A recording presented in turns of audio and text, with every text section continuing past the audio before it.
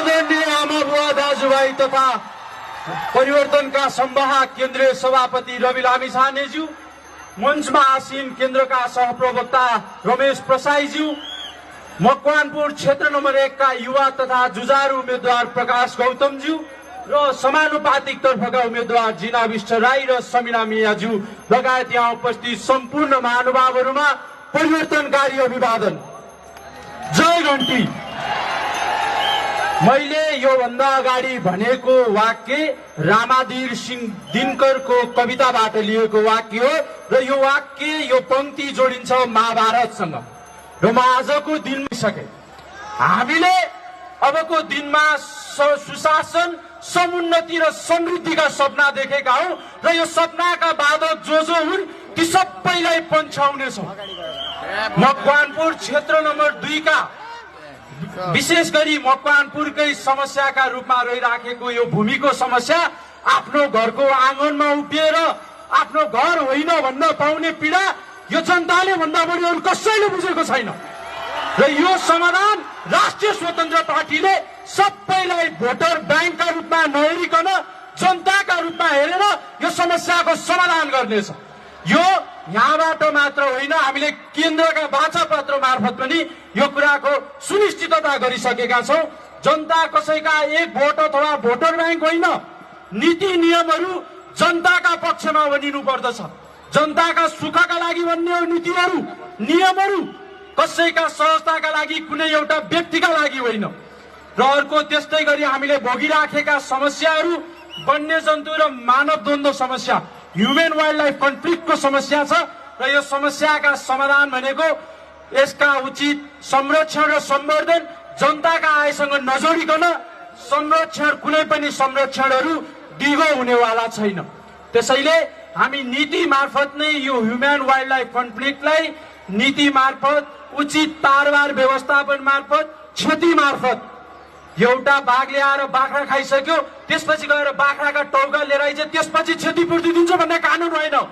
हामी स्पष्टसँग क्षतिपूर्तिलाई सहजताका रूपमा प्रदान गर्ने खालका कानुनहरू बनाउनेछौँ।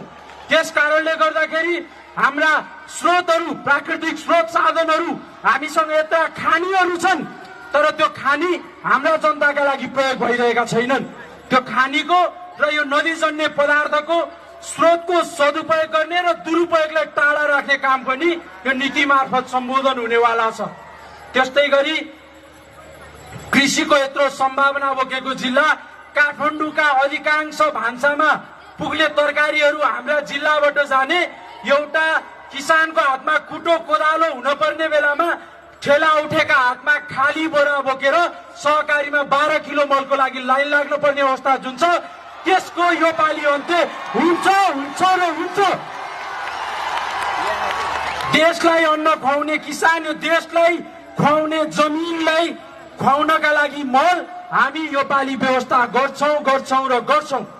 त्यस कारणले गर्दाखेरि यो प्राकृतिक, सांस्कृतिक सम्पदा र पर्यटनसँग प्रबल सम्भावना बोकेको Makwanpur, pro ethnicity, poor pro एथनिसिटीको सम्भावना बोकेको राक्सिराङ होस्, वाइल्ड लाइफ टुरिज्मका लागि भएका पर्सा राष्ट्रिय निकुञ्ज होस् वा एग्रो टुरिज्मका लागि थाहा चितलाङ हिल स्टेसनका रूपमा डेभलप गर्न सकिने सिमभन्ज्याङहरू हुन्, यी सबै पर्यटनका नीति मार्फत उचित रूपमा विकास हुनेवाला छ र त्यो सब गर्ने राष्ट्रिय स्वतन्त्र पार्टी आउनेवाला छ।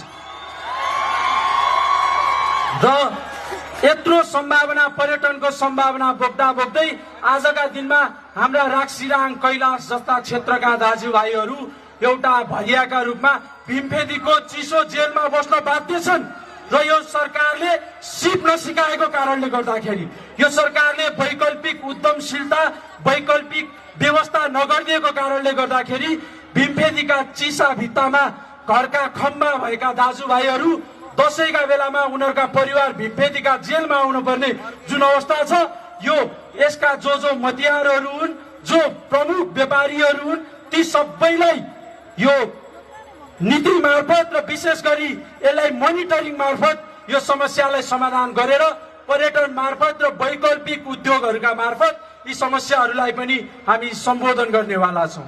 र पछिल्लो समय मकवानपुर लागु औषध दुर्व्यसन र यसको ट्रान्जिटका रूपमा जुन समस्या देखिराखेको छ यसका लागि जनचेतना फैलाउने कुरा सांसदका रूपमा सांसदले यसका रूपमा गर्ने कुराका लागि हामी एकदमै प्रतिबद्ध छौं। ढुक्क हुनुस्, मकवानपुरले योपालि राजधानीका यति नजिक बसेर यतिका समय हामी पछाडि पर्यौं। ढुक्क हुनुस्, अबको 5 वर्षपछि मकवानपुरले समृद्धि समुन्नति देख्नेछ। परिवर्तन तपाई हाम्रै पालामा तपाई हाम्रै आँखाले देख्नेछ। ढुक्क हुनुस्। र यति भन्दै यहाँहरू सम्पूर्णलाई धन्यवाद ज्ञापन गर्दै जय घण्टी भन्दै बिदा हुन चाहन्छु। नमस्कार।